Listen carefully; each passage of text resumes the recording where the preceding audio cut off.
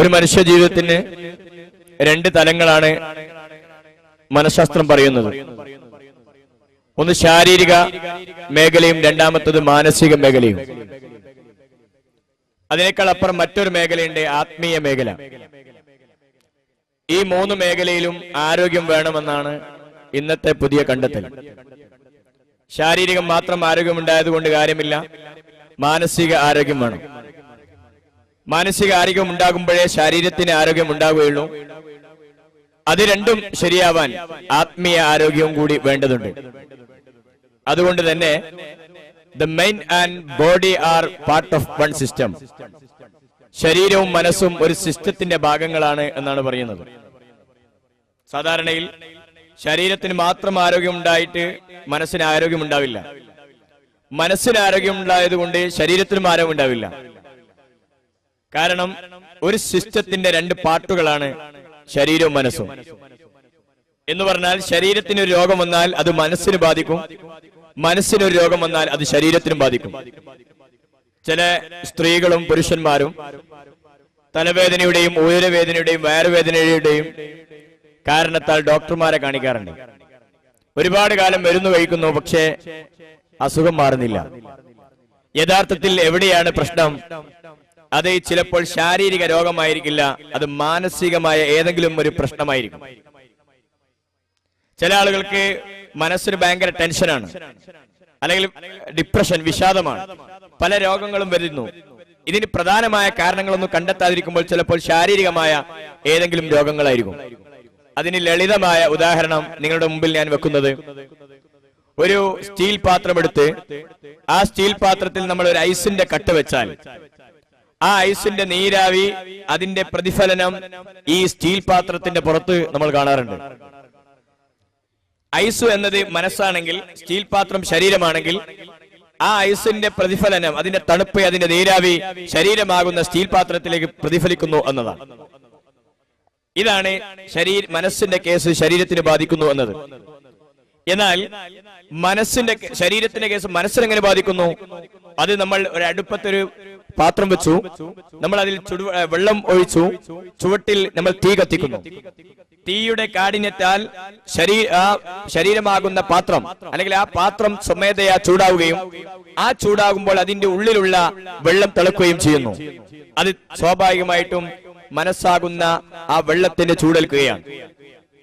ചുരുക്കി പറഞ്ഞാൽ രണ്ട് മേഖലയിലും ആരോഗ്യത്തോടുകൂടി ജീവിക്കണം. ഇന്ന് കാണുന്ന സർവ്വ രോഗങ്ങളുടെയും പ്രധാന കാരണമായി പഠനം കണ്ടെത്തിയിരിക്കുന്നത് 80% രോഗങ്ങളും ശാരീരിക രോഗങ്ങളും മാനസിക പ്രശ്നങ്ങളെ കൊണ്ടാണ് എന്ന് പറയുമ്പോൾ, എങ്ങനെയാണ് ശാരീരിക രോഗങ്ങൾക്ക് മാനസിക പ്രശ്നമാകുന്നത് എന്ന് കണ്ടെത്താൻ ഒന്ന് രണ്ട് ലളിതമായ മനഃശാസ്ത്ര മേഖലയിൽ ഉദാഹരണം പറയാം. ഈ അടുത്ത് ഇബ്നു സീന എന്ന് പറയുന്ന ഒരു ഭിഷഗ്വരൻ, അദ്ദേഹത്തിന്റെ കാലഘട്ടത്തിൽ ഒരു രാജാവുണ്ടായിരുന്നു. ആ രാജാവിന്റെ മകന് ഒരു രോഗം പിടിപെട്ടു, പശുരോഗം പിടിപെട്ടു. അങ്ങനെ അദ്ദേഹം പറയും, തന്റെ ആളുകളോടൊക്കെ പറയും, എനിക്ക് പശുവായിട്ടുണ്ട്, ഞാൻ പശുവായിട്ടുണ്ട്, അതുകൊണ്ട് എന്ത് ചെയ്യണം, എന്നെ അറുത്തിട്ട് സദ്യ വിളമ്പിയിട്ട് മറ്റുള്ളവർക്ക് വേവിച്ചു നൽകണം. എന്നിട്ട് ഇദ്ദേഹം നടക്കുന്നത് 4 കാലിന്റെ മുകളിലാണ്. 4 കാലിന്റെ മുകളിലാണ് ഇദ്ദേഹം നടക്കുക. പല ഡോക്ടർമാരെയും കാണിച്ചു, രോഗം മാറുന്നില്ല. അവസാനമാണ് ഇബ്നു സീന എന്ന് പറയുന്ന ഭിഷഗ്വരന്റെ അടുത്തേക്ക് ഈ വിഷയം എത്തുന്നത്. അദ്ദേഹം തന്റെ കൊട്ടാരത്തിലേക്ക് ചെന്നിട്ട് ആ തടിയെ, ആ രാജകുമാരനെ ഒന്ന് നോക്കി, എന്നിട്ട് പറഞ്ഞു, ഞാൻ അടുത്ത ആഴ്ച വരാം. പിറ്റീട് ഒരു ദിവസം രാജകുമാരന്റെ അടുത്തേക്ക് ഇബ്നു സീന പോകുന്നത് ഒരു കശാപ്പുകാരനുമായിട്ടാണ് പോകുന്നത്. അങ്ങനെ ചെന്നു, കശാപ്പുകാരന്റെ അടുത്ത് ചെന്നപ്പോൾ കശാപ്പുകാരനെയും കൂട്ടിയിട്ട് രാജകുമാരന്റെ അടുത്തെത്തി.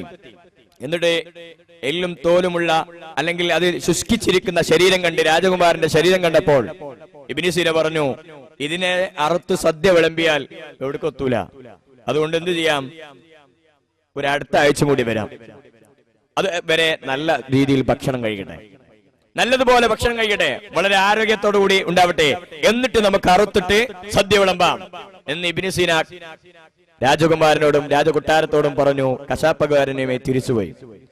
രാജകുമാരന് വളരെ സന്തോഷമായി. കാരണം അടുത്ത ആഴ്ച ആകുമ്പോഴേക്കും എന്നെ സദ്യ വിളമ്പിയിട്ട് അറുത്ത് സദ്യ വിളമ്പല്ലോ. അതുകൊണ്ട് വളരെ സന്തോഷത്തോടു കൂടി അതിനെന്ത് വേണം, നല്ല ഫുഡ് കഴിക്കാനാ പറഞ്ഞത്. അങ്ങനെ ഭക്ഷണങ്ങൾ കഴിക്കാൻ തുടങ്ങിയപ്പോൾ ഒരാഴ്ച ആയപ്പോൾ അദ്ദേഹത്തിന്റെ അസുഖം മാറി എന്നാണ്. ഇബ്നു സീന കണ്ടെത്തി ഇദ്ദേഹത്തിന് ഒരു പശുരോഗം ഉണ്ടാവാൻ കാരണം എന്താണ്? ശരീരം ശുഷ്കിച്ചപ്പോൾ അതിന്റെ കേസ്, ശരീരത്തിന്റെ പ്രശ്നം അത് മനസ്സിനെ ബാധിച്ചു. പശുരോഗം എന്ന് പറയുന്ന ഒരു മാനസികമായ ഒരവസ്ഥയിലേക്ക് മാറി.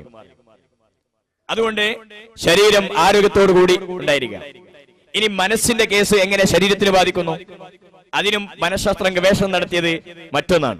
വിഷയം ഏതാണെന്ന് ചോദിച്ചാൽ, ഒരു പെൺകുട്ടി, ആ പെൺകുട്ടി ആദ്യം താമസിച്ചിരുന്നത് ഒരു അപ്പാർട്ട്മെന്റിലായിരുന്നു, ഒരു ബിൽഡിംഗിലായിരുന്നു.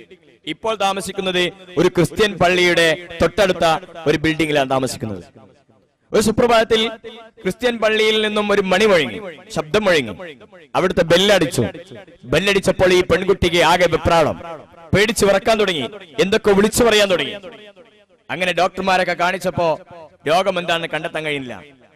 അങ്ങനെയാണ് ഒരു സൈക്കോളജിസ്റ്റ് ആ പെൺകുട്ടിയെ ഹിപ്നോസിസത്തിന് വിധേയമാക്കുന്നു, മനസ്സിനെ വായിച്ചെടുക്കാൻ വേണ്ടി തീരുമാനിക്കുന്നു.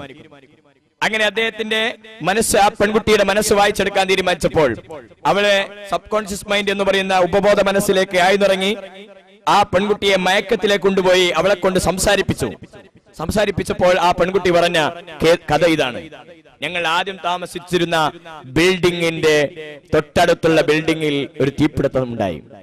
ആ തീപിടുത്തമുണ്ടായപ്പോൾ, ആ മുകളിലെ നിലയിൽ തീപിടുത്തമുണ്ടായപ്പോൾ അതിന്റെ മുകളിൽ നിന്നും ഒരു ആൾ ചാടുന്ന രംഗം ഞാൻ കണ്ടിട്ടുണ്ടായിരുന്നു. ആ സമയത്ത് ഈ തീ അണക്കാൻ വേണ്ടി ഫയർഫോഴ്സ് മണിമുഴക്കി വരുന്ന രംഗവും ഞാൻ കണ്ടിട്ടുണ്ടായിരുന്നു. ഇത് കേട്ടപ്പോഴേക്കും സൈക്കോളജിസ്റ്റ് സംഭവം മനസ്സിലായി.